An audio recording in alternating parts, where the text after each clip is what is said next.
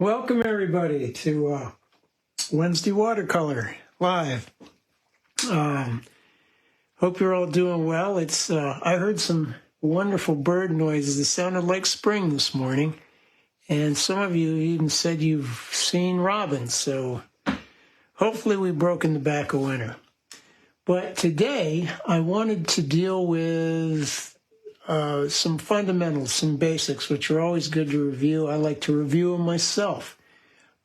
Basic washes, the beaded wash, which is something that would be used a couple of different ways or could be even used several ways in this. Hi, Doug. How are you? The other thing is we have in an image like this some kind of, hi, Becky, compositional problems, some color problems that I think are worth working out. It's one of those things that you see it and you're attracted to it. Hello, James. And we're going to work through those. So let's review the basic wash, the beaded wash. That's when we put lots of very runny mix of paint on in such a way as to form a bead underneath the stroke so that you can then lead that down and you get a very seamless kind of strong color, such as we might need for this sky. Hi, Eric.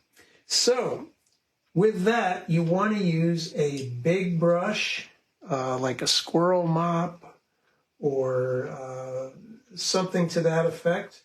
A lot of water. And like I say, it'll be a runny mix of paint. So you can get a beaded wash. I'm going to just load a lot of water onto here. To a light, anything from a very ghostly pale to a light, medium degree of color. May not be able to get quite this dark. There are several ways to, I'm going to discuss ways that you might do that when necessary. So lots of water. Paint, I think for this one I'll go with ultramarine. So you get it, careful you get it mixed well, fairly well. And this, because it's quite runny, it may look dark, but it's actually going to be kind of light.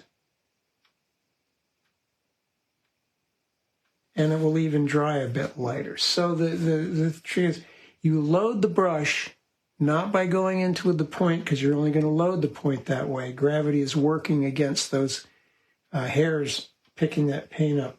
Lay it in on its side to really get it fully saturated. A fine hairbrush, like a mop, is good. A nylon brush, even though large, is not going to carry as much paint.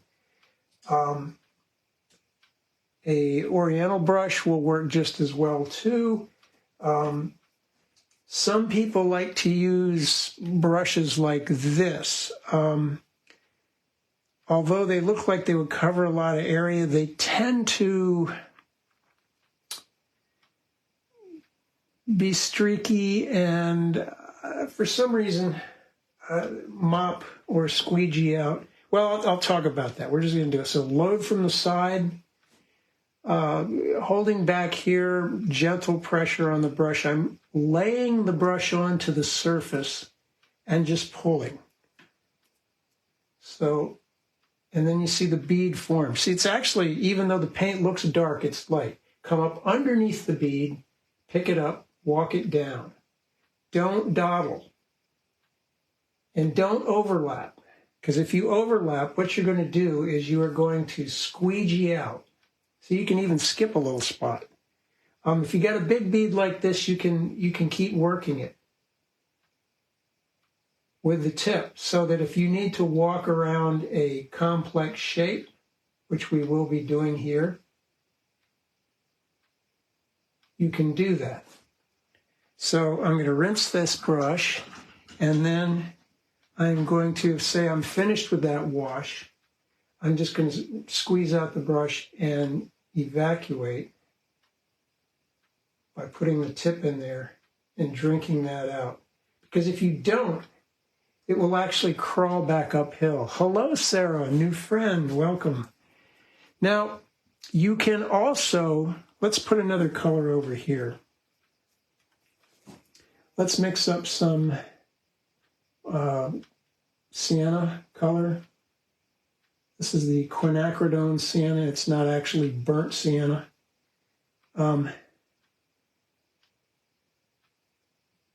What sienna would work? Burnt sienna would work just as good too. So you could, if you wanted, I'm rinsing that out, picking up some of the blue. You could switch from one color to another. So let's do a blue run, come up underneath, rinse that, pick up some of the sienna, come underneath that,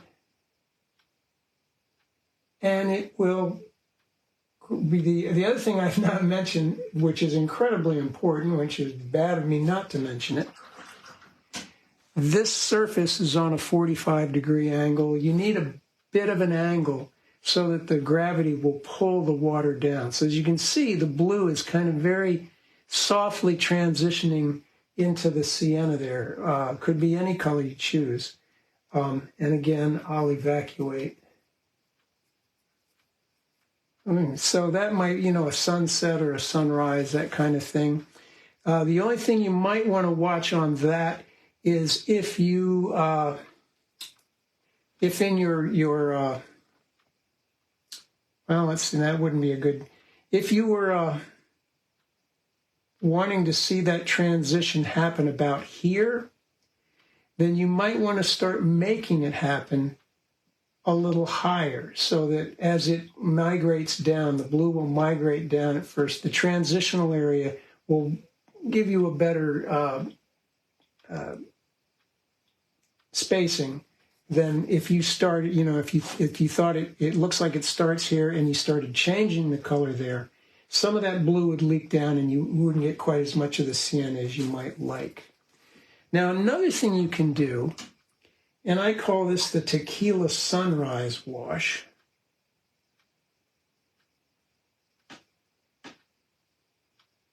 Let's get 3 colors.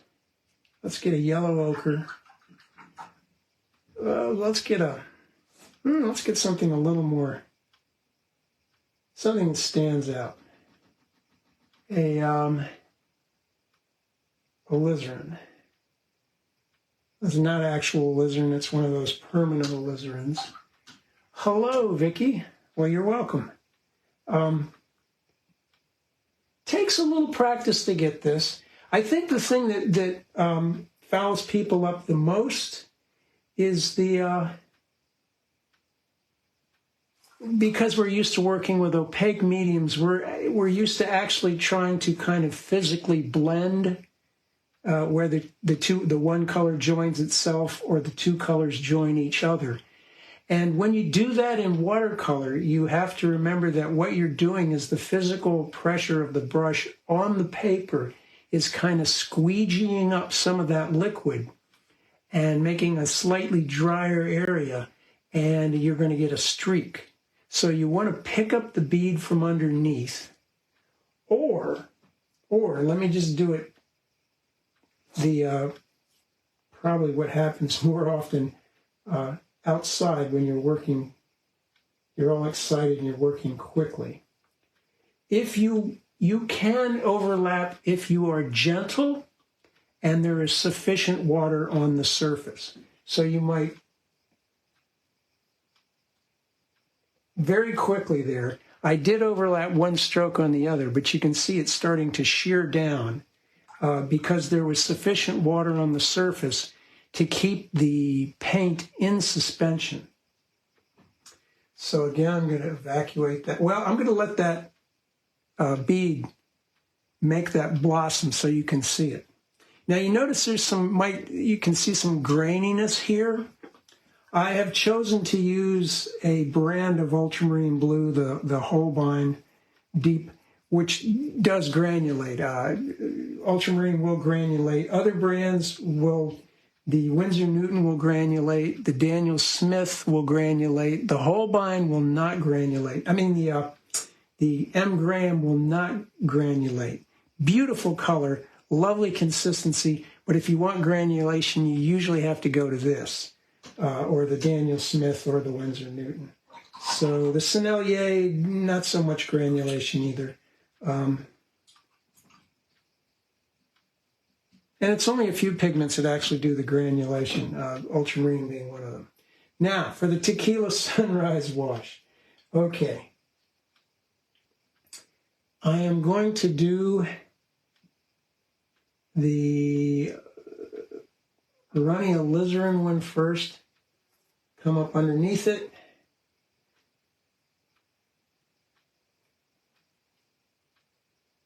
You have to do this one a little quicker, so you might want to try this one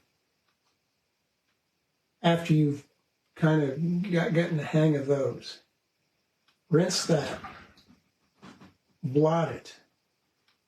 Go in with a slightly stronger mix of the second color. In this case, I'm going in with the sienna because there's already water there. Be careful that you don't have a glob of paint in the brush. So because there's water, again, we're letting it drizzle.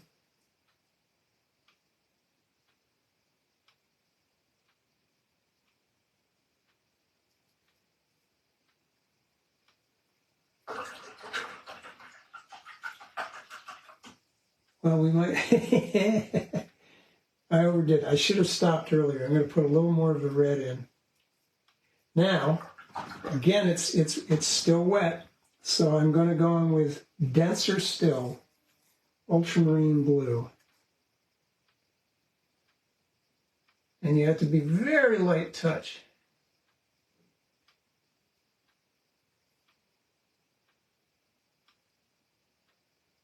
And you need a lot of tilt. Hello, Lisa.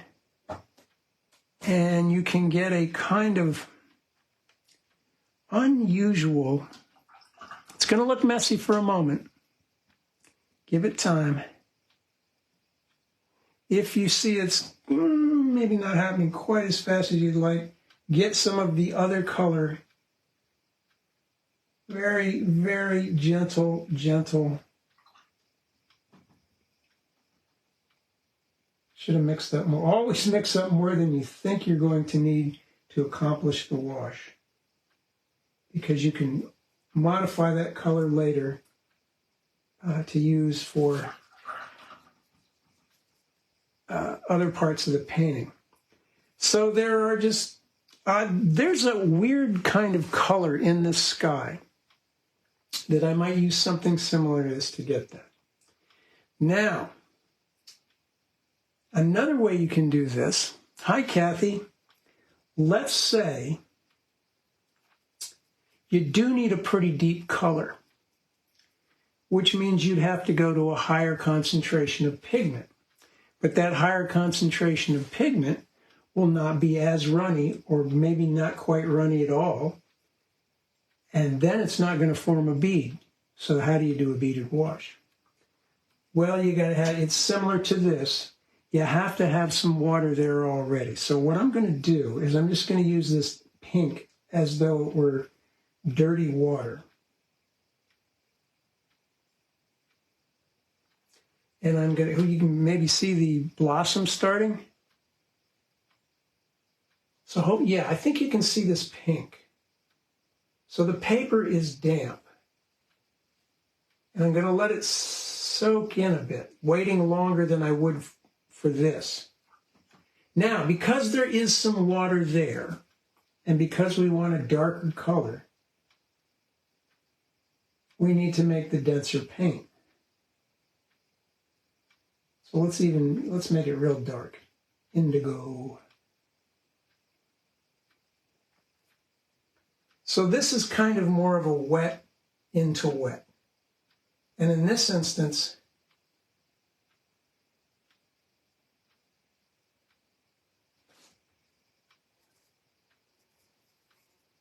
Still want to come up underneath or as close to underneath as I can. Then you get a darker wash and a smooth surface. But again, always must be on a 45-degree angle or some kind of angle. I think the minimum angle you would want would be about like so. And if you're trying this for the first time, you might go with that shallower angle rather than this because it will move a little slower and you can get a different kind of effect. You can see this is starting to make an interesting thing happen. It's a great way to get the look of Virga. Those things when it's starting to rain, but the air at the surface of the earth is drier, so it kind of doesn't make it to the ground. So there's that one. Okay, basic one, 2 colors, tequila sunrise, blossom, wet surface first. The other one would be, and I don't think I actually need to demonstrate it because I will be doing it. That is where you put one color down, say that color, dry it, put the next color down as a do a beaded wash of one color, dry it, do a beaded wash of another color, dry it, do a beaded wash if maybe third color. Probably wouldn't do to go to a 4th color. 3 is about as many as you want to do. The only thing to really watch out for there is that it is dead dry because you don't want to pick up any of the previous color and create a streak. And another way that you can mitigate against that happening is sequence the colors that you put down.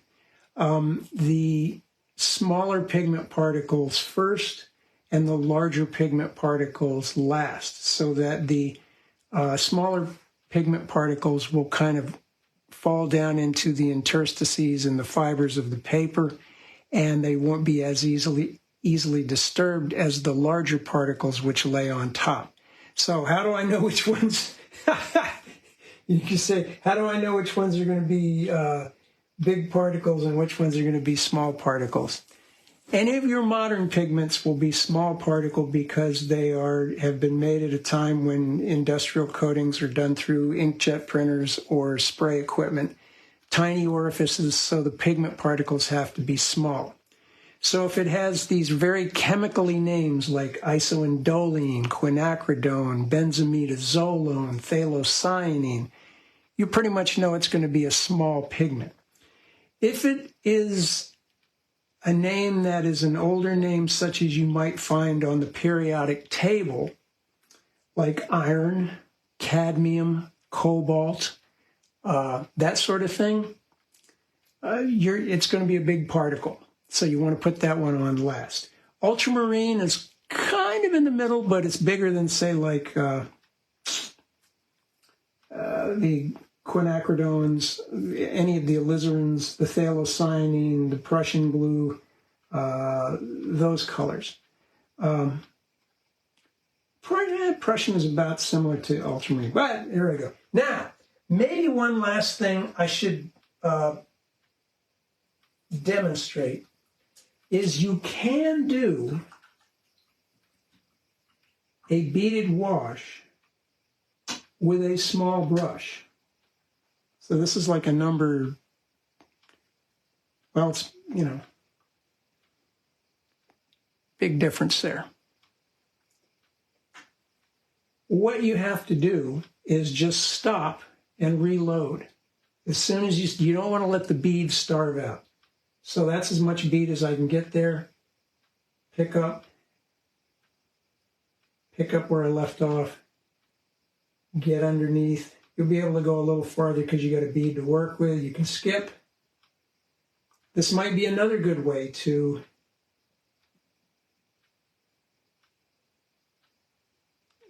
if you had a fussy shape that you had to paint around, you can lead it down. You can do it with a small brush, but you have to reload. That's the thing. Yeah, it's something we don't think about and don't have to think. Kathy made a good point. We don't have to think about that with the other mediums, the opaque mediums. But with watercolor, because the pigment is swimming in the water, in that very thin layer of water, yeah, we have to think about that. So I'm going to take this one out of the way.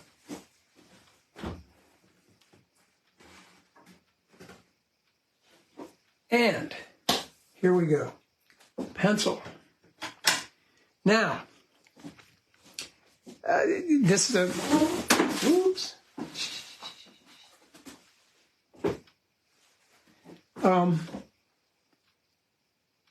Last thing I didn't mention with beaded washes is that you're going to get the least streak-free result with a rough or a cold press paper. The hot press is going to be a little streakier. Now, I did that on Canson XL student paper, and that will have a tendency to streak a little more than, say, this, which is Saunders cold press. Both of those are 140 pounds. And a cotton paper tends to work a little better than a wood pulp paper. Why, I don't know. So my basic composition, I look for key verticals and key horizontals. We have a very key horizontal, and it's about there.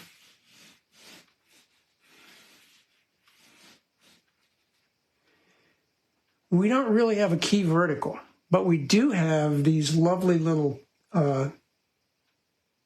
branches of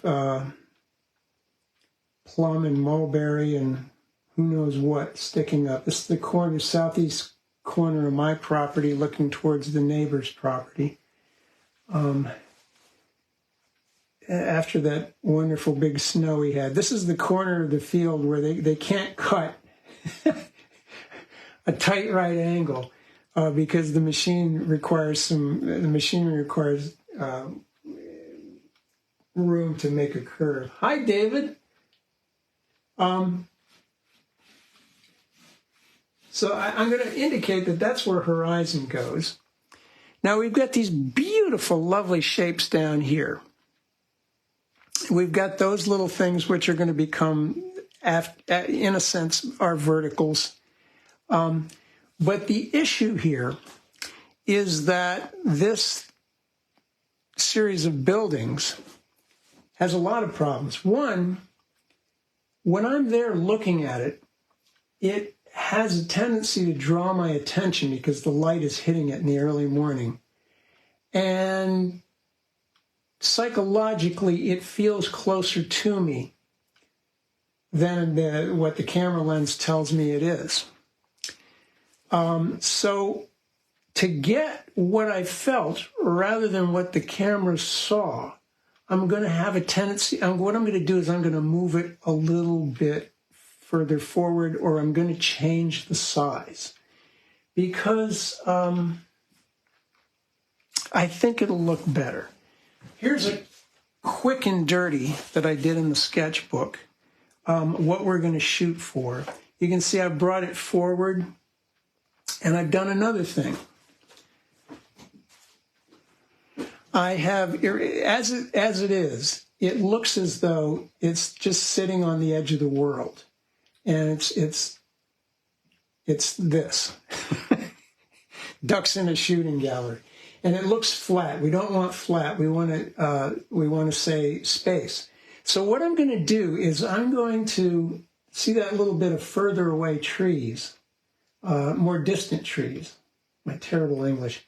I am going to make that also a little bit closer to us so that we appear to have one layer behind the other, and we feel like there's some space behind it. It's not the edge of the world. Third problem, they're kind of scattered. And I'm sure it's an excellent layout for what they have to do in their farming operation. But what I'm going to do is I'm going to pretend like, see, here's the problem. If it looks scattered, move you, rather than moving it forward because you want some space. Move you. Pretend you were down the street a little further here, looking that way. And some of these things, again, the buildings tended to overlap each other. So I might put the silo, it's all going to be a little bigger. I'm going to put it about there. I'm going to have a grain elevator or a grain bin there. You got some smaller buildings back here. That long red shed out there. And the trees, I don't know if they're birch or sycamore or cottonwood or something, or just has snow on them. A little something back there, and you probably can't see this, can you? Yeah, okay.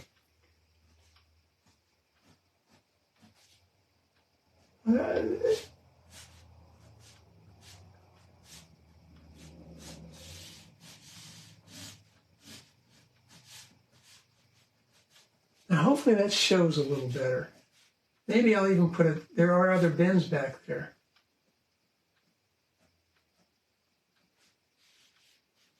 So,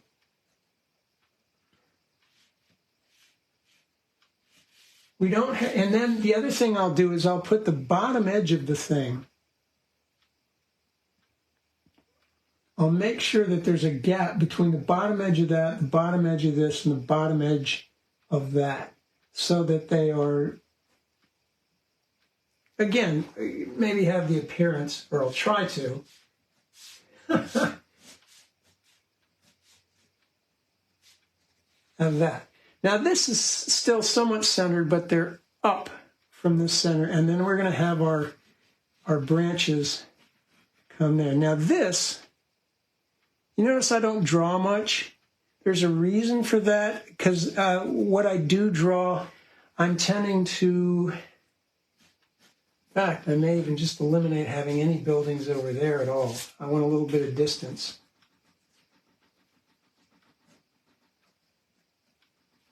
Behind all this.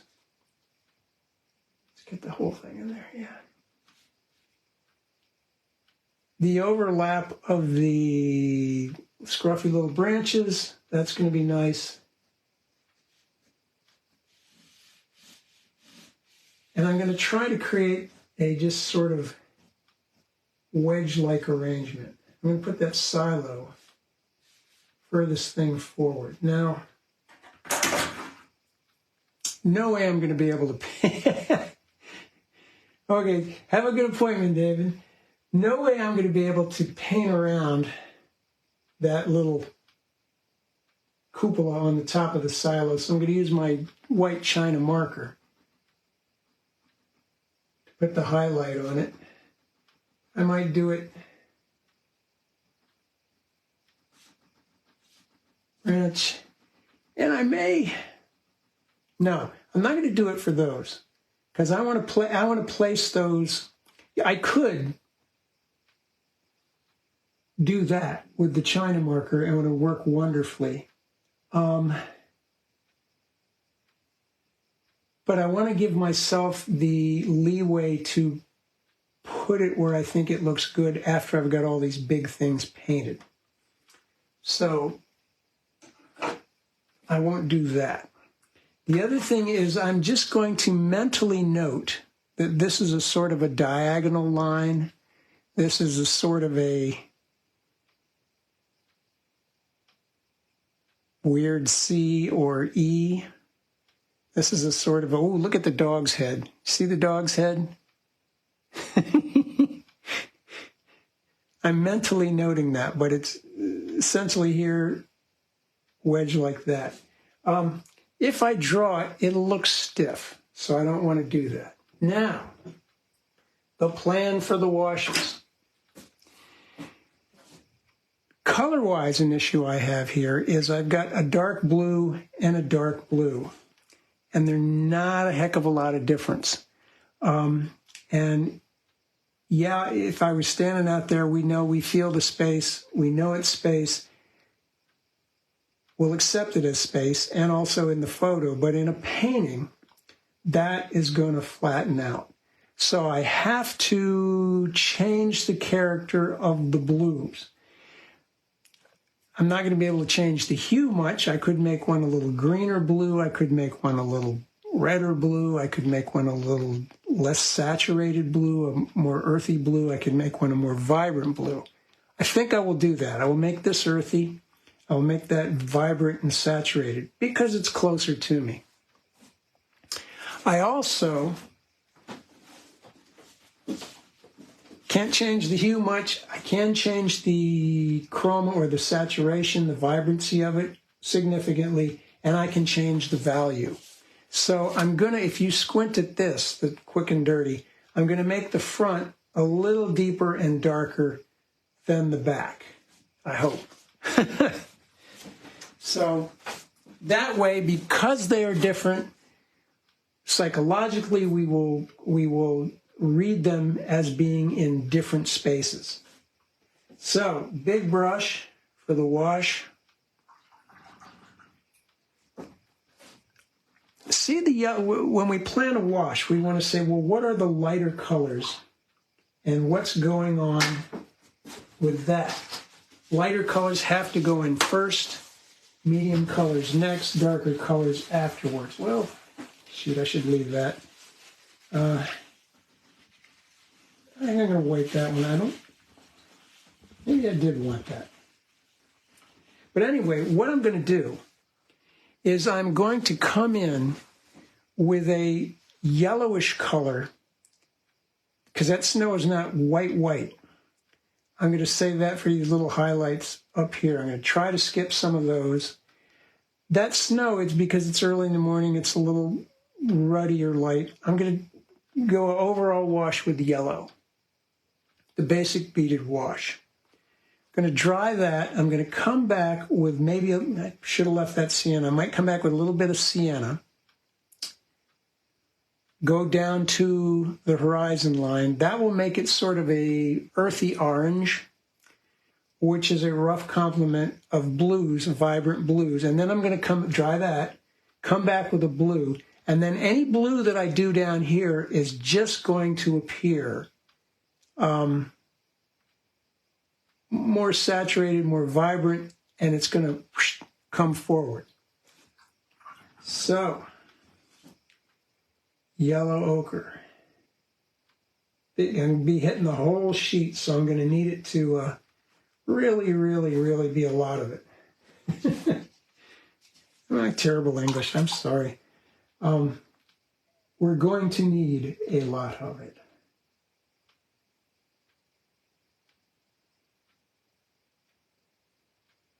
So there's a lot of paint. Now we need a lot of water. It doesn't have to be terribly dark. And it may look dark when you first go in, but it always dries lighter. Why does it dry lighter? Is the paint fading? No. The paint is swimming around in the water and looks pretty dark. But Brownian motion keeps the pigment particles separate while it's in suspension, it's in the water. As the water soaks into the paper and dries up, the pigment particles come down and settle on the paper in separation. So there's white paper coming back at us between those pigment particles, sort of like Ben-Day dots, and it appears lighter. That's why it looks darker when it's wet, because you're seeing pigment particles on top of pigment particles. But when it's dry, you're seeing pigment particles next to pigment particles with white paper in between. So here we go. Load the brush from the side. I can tell by looking at it, that's not enough. So, and watch, bet even this won't be enough.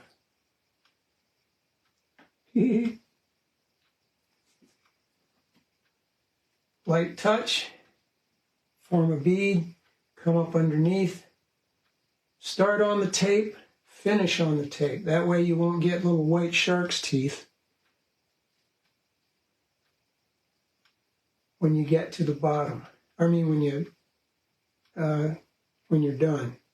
Because if you try and come back and cover those up, it won't work. Now here I gotta go. Oh, don't worry about that. Don't worry about that. We're gonna be painting down there. If it is something that causes a problem, standard military procedure, cut off the supply line.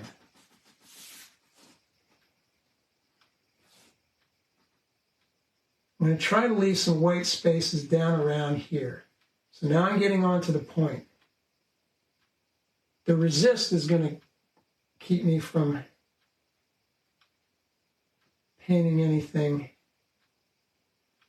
down there. So now, see, I'm keeping a bead, picking up underneath.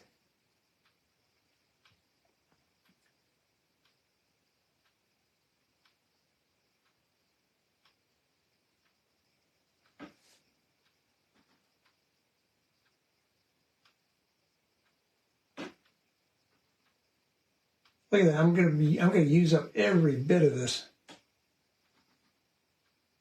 Coming underneath, look, see there's the shark teeth. Start on the tape, end on the tape. Start on the tape, end on the tape. Don't overlap. It may sometimes appear to you that I am look at that. Boy, I'm gonna run out of paint. It may sometimes appear that the brush is overlapping where the bead is. But let me explain what's going on there, because we need this to dry anyway. Look at that, every bit of it, and I'm just like mopping this to get that. Okay. Because the brush has a round cross section,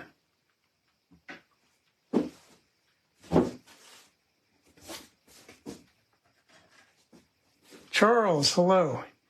If we were looking at what's happening with the brush from the side, and if I'm smart, I will evacuate that and perhaps this. But down here, it probably wouldn't matter if I got a big blossom. Now, let's say I really want some bright spots. Before I explain this, I'm going back. I could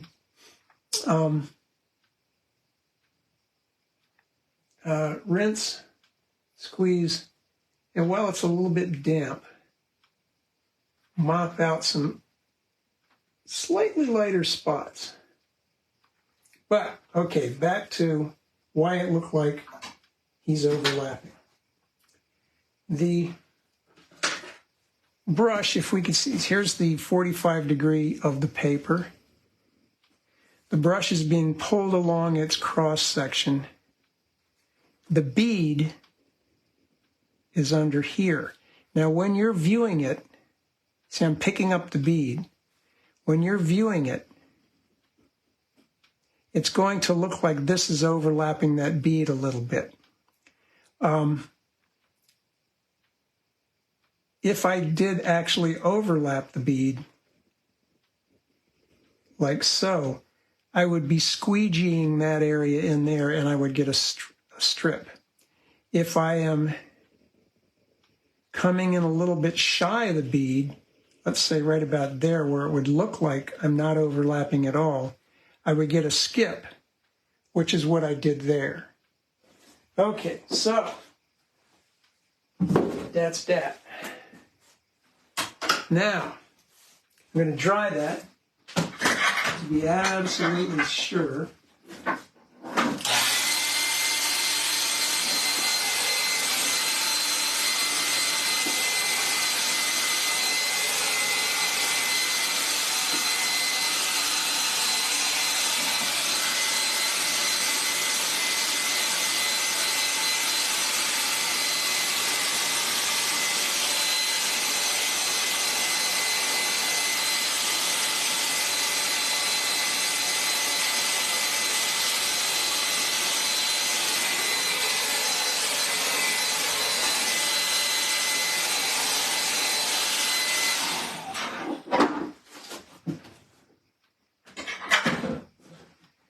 Another thing I didn't mention, this will be the day of things that got mentioned after the fact. The way I've taped the paper here is to the edge. I hope you can see a little bit of the white there. You can get the brush under there. Oh, you're very welcome, Jackie.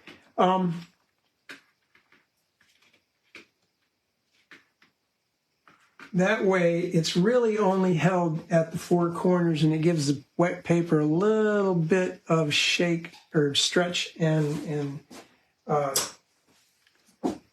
tug, so that you don't get so much of the wobbly wobblies.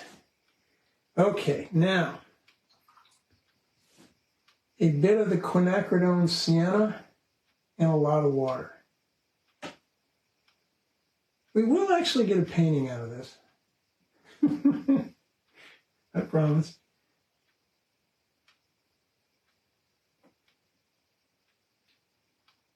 So in this instance, I'm only going to make a wash down to here, not down to here. So, it's not much of a bead, John. That first stroke, if you don't get a bead, you can go back.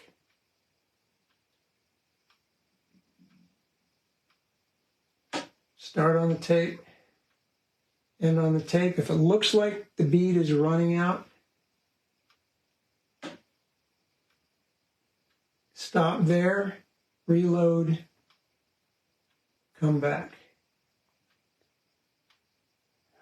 Johnny, you need to mix up lots of paint.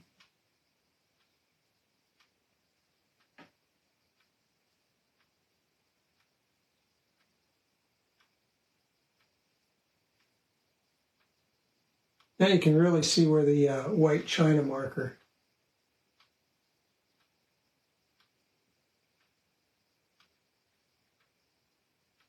did its masking job.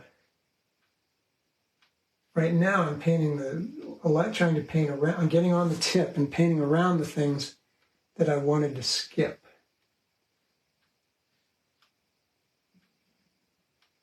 Okay, now this I also have to dry.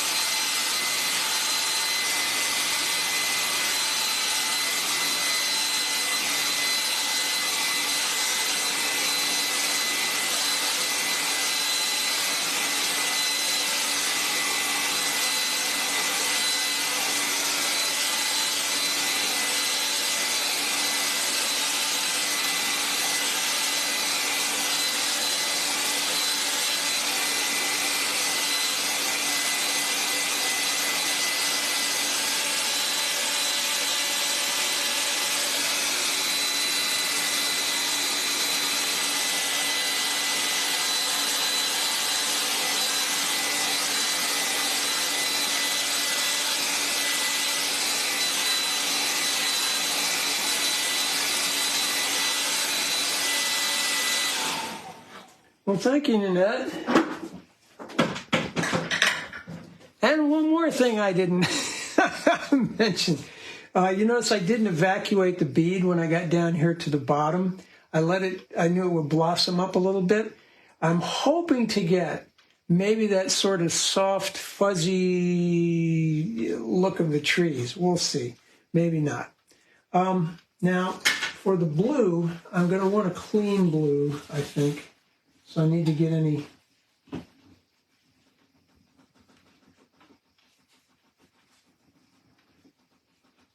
So now we've got a sort of orangey kind of color. And frankly, you know, I probably could have gotten this with just that color and the ultramarine blue. But heck, let's make it different. Let's use cerulean here in the sky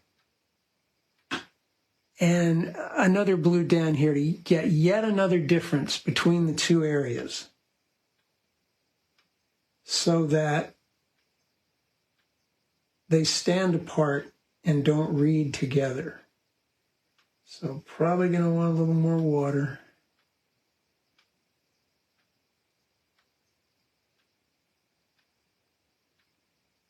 Good way to check if your thing is bone dry is feel it. It should be room temp. It shouldn't be cool to the touch, because that means that there's water below the surface of the paper.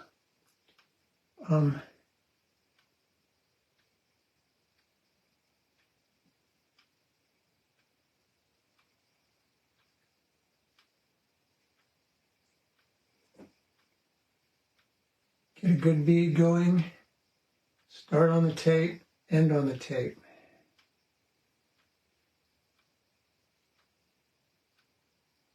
I'm going to put a little bit of ultramarine in it anyway.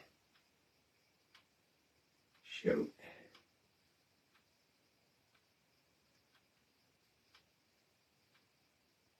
Yeah, 2 would have done it. I could have used 2 colors. I didn't need to use 3.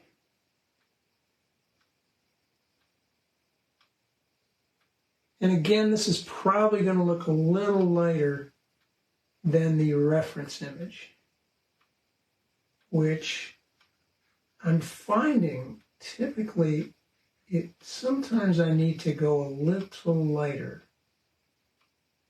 so that I don't have to go too doggone dark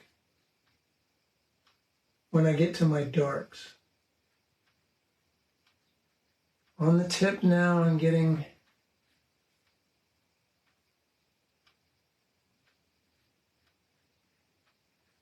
trying to paint around those light areas.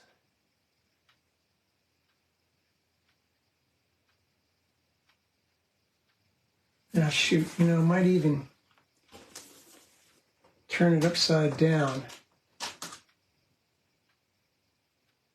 It gradated. It gradated top to bottom. That's all right. But it's a very desaturated blue. So that my stronger blues, yeah, I should have just done that with, sienna and a blue. Now the blues down below, I've got a wedge of a lighter lavender blue, so let's get some lavender.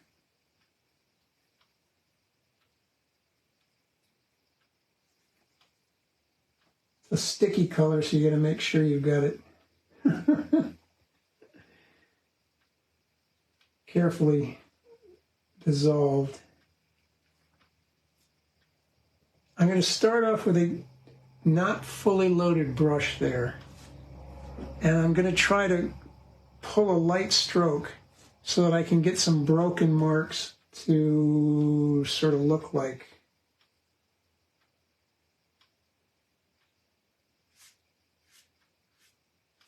the divots in the snow.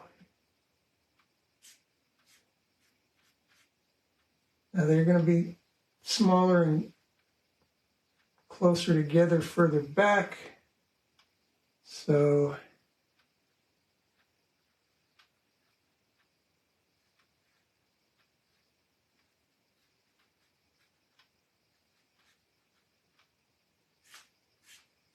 as the brush has got less paint on it and there's more of those kind of marks down in this area.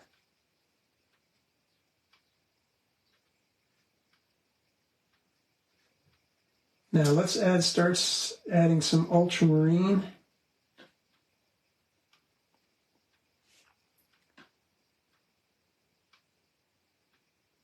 We've got I'm going to do these smaller areas back here first. Maybe put a little turquoise in it.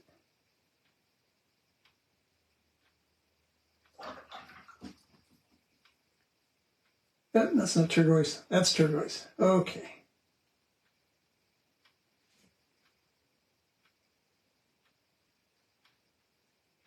Mingle it with that. Sort of that weird E shape or whatever it is.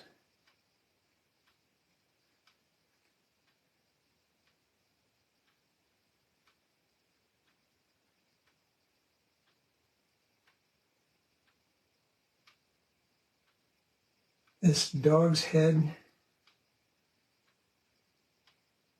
Now there's a lovely character to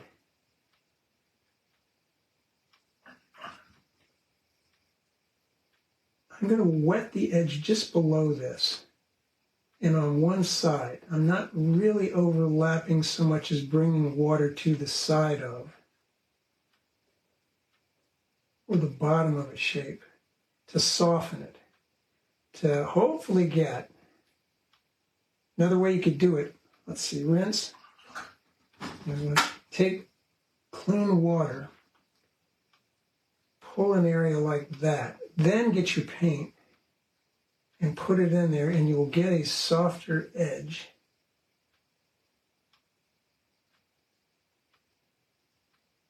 Out here I want some slightly darker, more discreet things. I think they're supposed to be like either divots in the snow, which we could also do like that,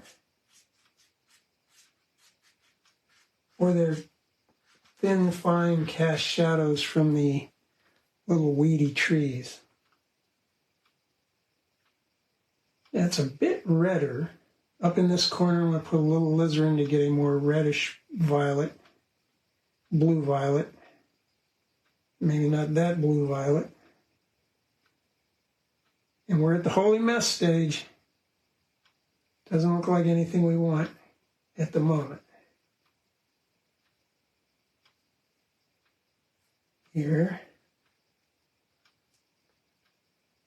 Maybe a bit of that out here too. I do see a sort of, oh, I know what that is. I bet that's the land is like so. Hi, Laura. And also I've got some larger trees over there that could be casting a shadow. Well, no, they couldn't. Light wouldn't be coming from the right angle. Now we need to get, I want some really rip-roaring, vibrant blue. Ultramarine, turquoise,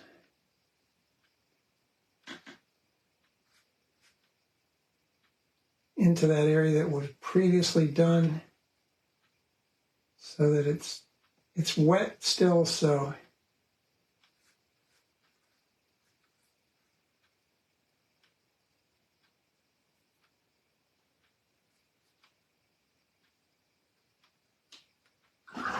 rinse, damp brush between them, damp brush to the edge there, more turquoise. Turquoise is probably the highest chrome, the cobalt turquoise is probably the highest chroma blue on the palette. Not the darkest, but it is the highest chroma. So I am going to work that in down here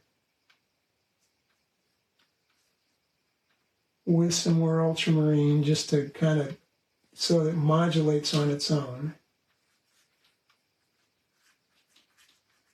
Drizzled. Throw a little of that darker stuff back in here at the top edge of that shadow area.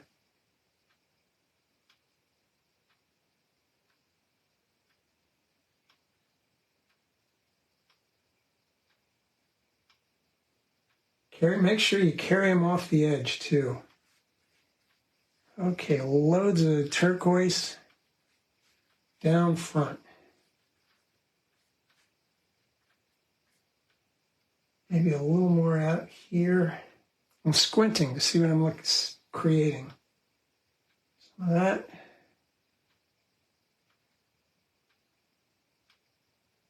Big lumps of snow. Now, I want one edge to be kind of hard and the other edge to be kind of soft. So I'm softening usually the bottom edge or the back edge.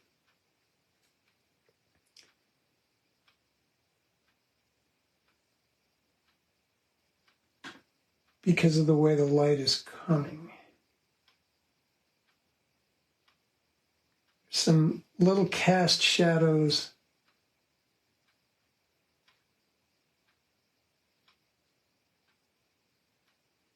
from the shrubs.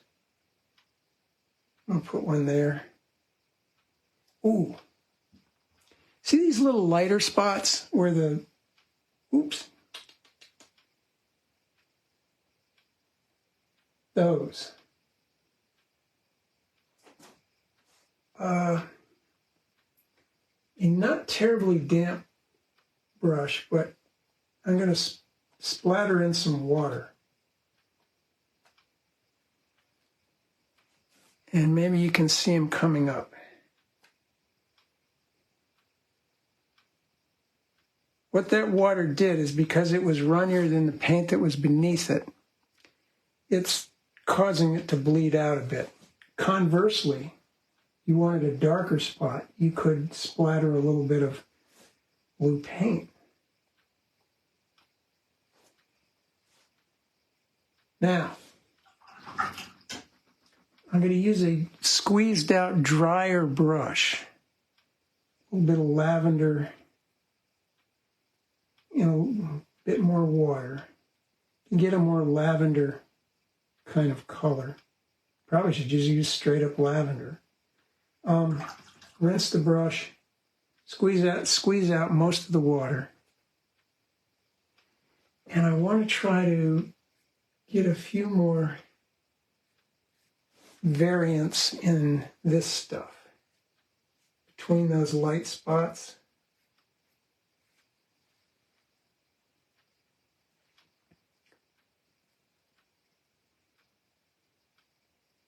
So this is slower moving, actually.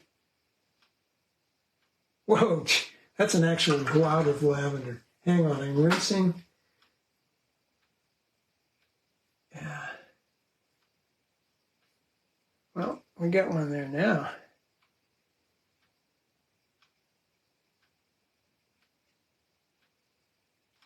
I could even splatter.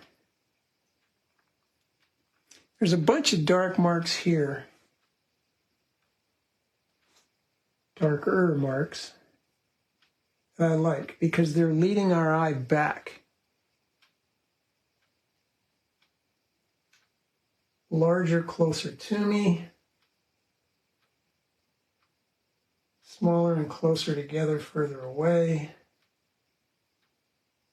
And we are at the holy mess stage. So while this dries, I'm going to get out a smaller brush, probably that one we were using before. And I'm going to start trying to do a little more action with the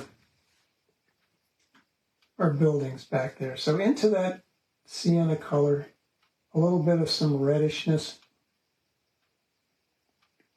Runny-ish, slowish moving, not too terribly dark. For that shed.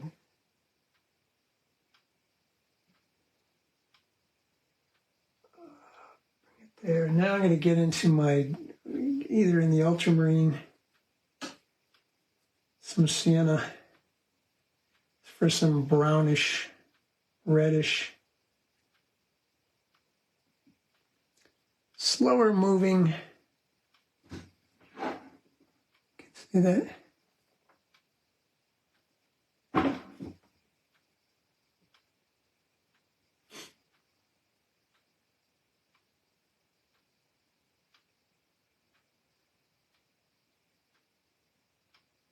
Some of the trees back there. A clump of trees in this vicinity.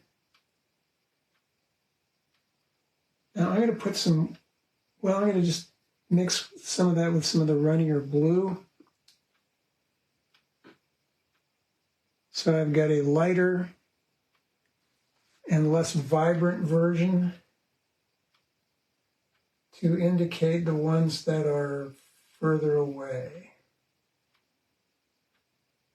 In fact, for you history buffs, there's a little cemetery back there where a woman named Anne Rutledge is buried, and she was Abraham Lincoln's first love. He was almost married her, but it didn't happen.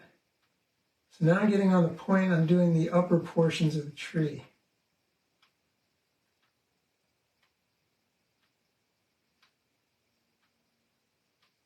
A little bit of that back there too. Now I'm going to get right into my, well, let's get it indigo or ultramarine or a darker blue, slow moving. The deep shadow on the bottom to right side of these objects. Cast shadow from that. A little bit of separation between things. I'm not going to, hopefully not over detail this back there because it is background and there's going to be stuff sitting in front of it. And I think at this point I only need to take the runny dull brown mix and do the form shadow on that silo. And to soften it, I'm just going to rinse, squeeze, and bring a little bit of that to this one side. I think I want to put right behind that some vibrant blue.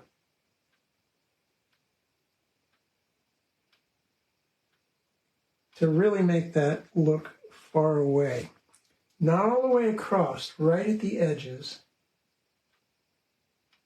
where it's meeting these objects. Oh, and I also need to form shadow on that bin. So more water into that same stuff.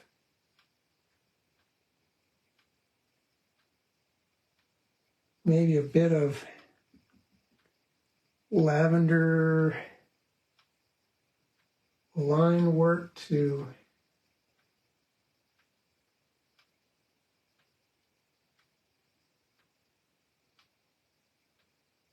utility pole, who knows? Okay, that's enough of that. Let's dry that.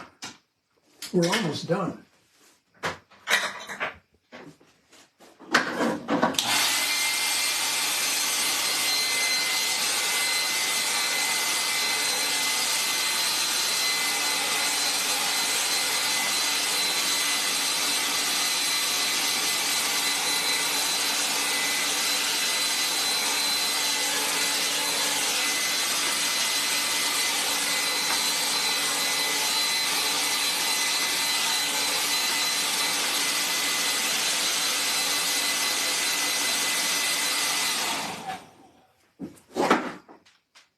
Right away, one thing I see is that there's a big space under that. I think I could make that look actually a little further away than the grain bin by darkening that area up. Now,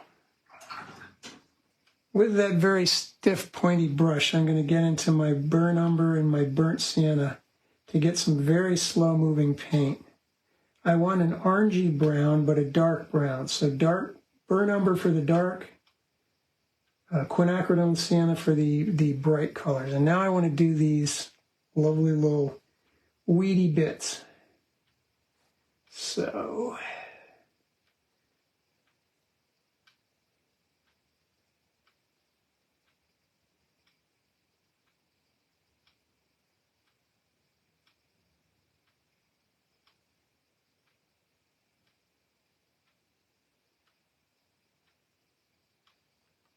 and these are definitely of the twere best done quickly school of brush mark. Get on the end of the brush. Get a brush with a stiff tip. Try to vary the width and the spacing of these.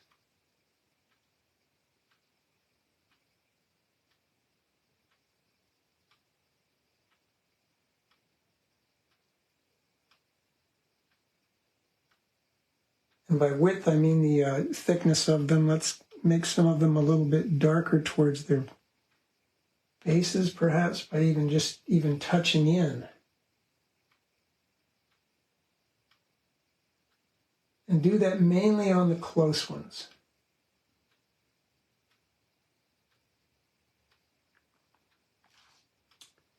Close spacing, narrow spacing. I'm going to get maybe even into my, where'd he go? Here he is. Weird little brush. Carol, hello.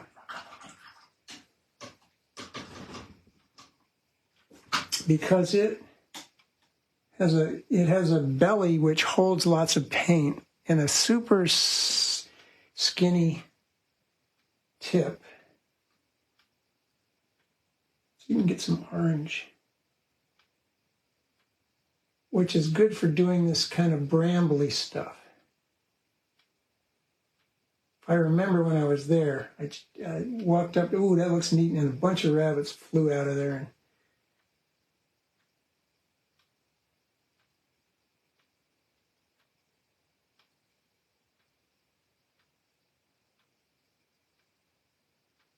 Leah, hello. Vary your value on these as well. Don't keep the value of them all quite the same. And if you've got a thick one and it's sort of up in the air, make sure you come up with a plausible, thicker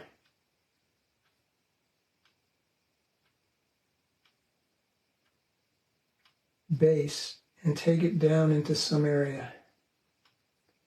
And oh boy, just be sure you're watching what you're doing, squinting, so that you're not creating just gets to be too much fun. You don't want to be creating like a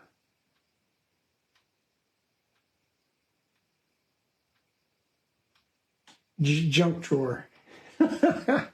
So I'm squinting. I'm wanting to pull a few out so that they overlap the background. Let's get some lighter ones, meaning more water. And I want to get up into the sky because there are some actual bona fide trees over here that we can't see. So they are sending out a lot of branch.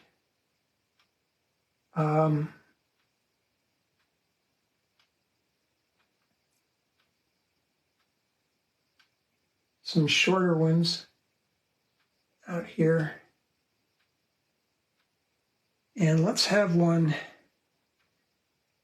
in blue and brown, mostly, ooh, yeah, because it's in shade. We're in shade here. Not underneath that, not underneath that. A little closer to one and perhaps pointing in the other direction. Okay, now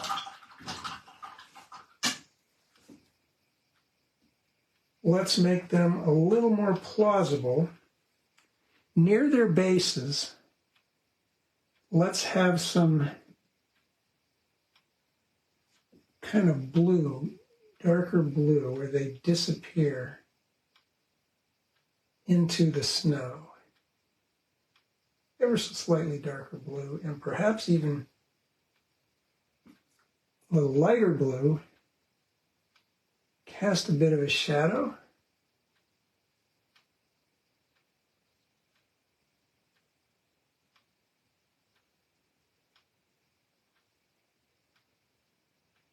This is a fun way to, wouldn't be casting a shadow into a shadow too much.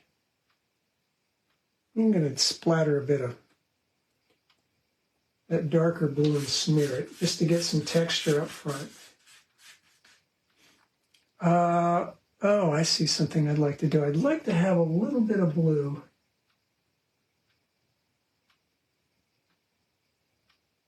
behind that to frame it. Now, it's not there, I know, but it's all for the purpose of making that, let's smear it, making sure that this sits a little bit forward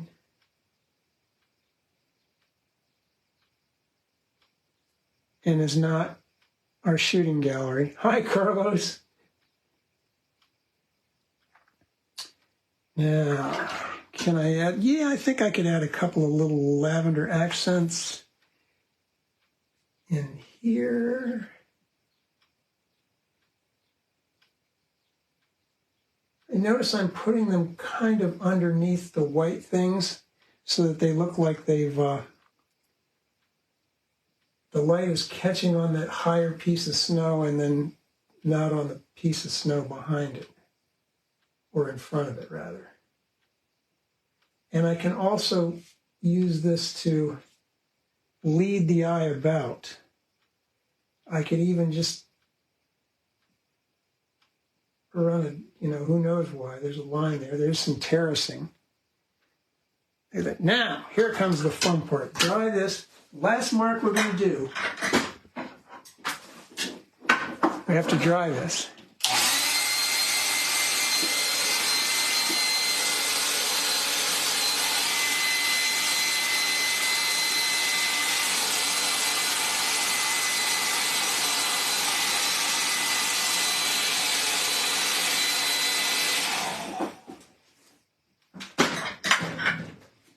Let's detape so that we can see it against itself. As you can see, I have really, really over-exaggerated a difference between the color of that sky and the color that it is in the photo, but I probably could have gone a little bluer. I probably could have just used a sienna and a blue wash. But I really want that area to stay way back behind this area, because blue can, too much blues, it'll just flatten out. Now we're going to get that crazy brush. Where's the crazy brush? Oh, heck.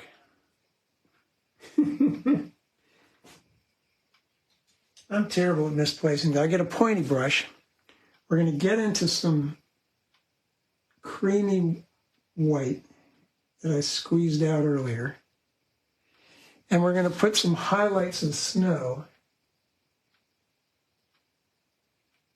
Because that thick, thick, thick snow that we had that week. Hi, Daryl.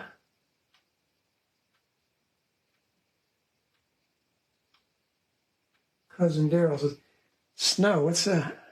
Oh, I remember that stuff.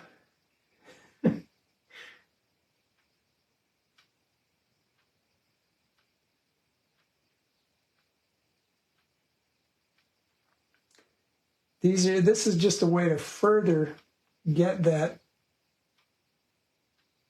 business that's in front, out front.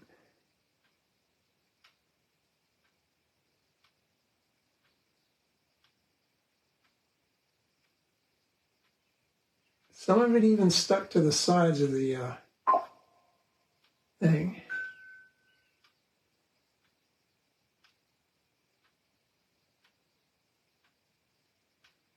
Might even have a little bit down in here.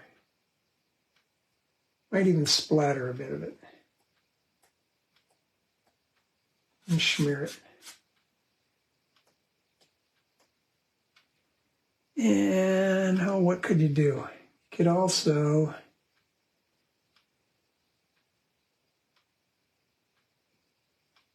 some more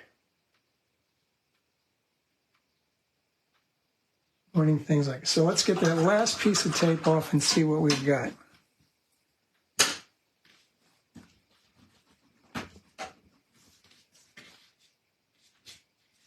Come on, tape, come on.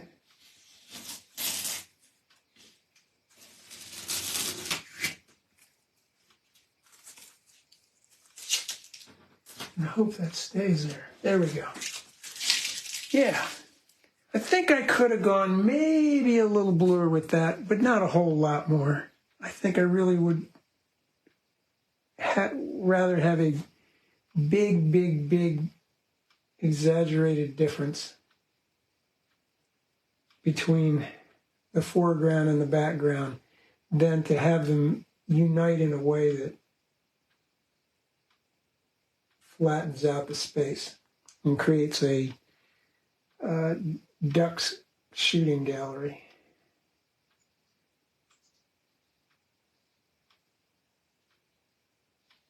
Okay, so that's that. Thank you all for tuning in. I hope that was a good review for the process of doing beaded washes. The important things is to have a big brush, runny paint, load from the side, gentle pressure. Don't overlap the bead. Pick the bead up from underneath. And well, thank you, Sarah. And then plan your washes. And if you've got compositional elements where there's a lot of the same color in the foreground and the background, particularly if they're near the same value, do something to change that a bit. As it stands, this looks like more of an overcast day than this was a little clearer day. I'm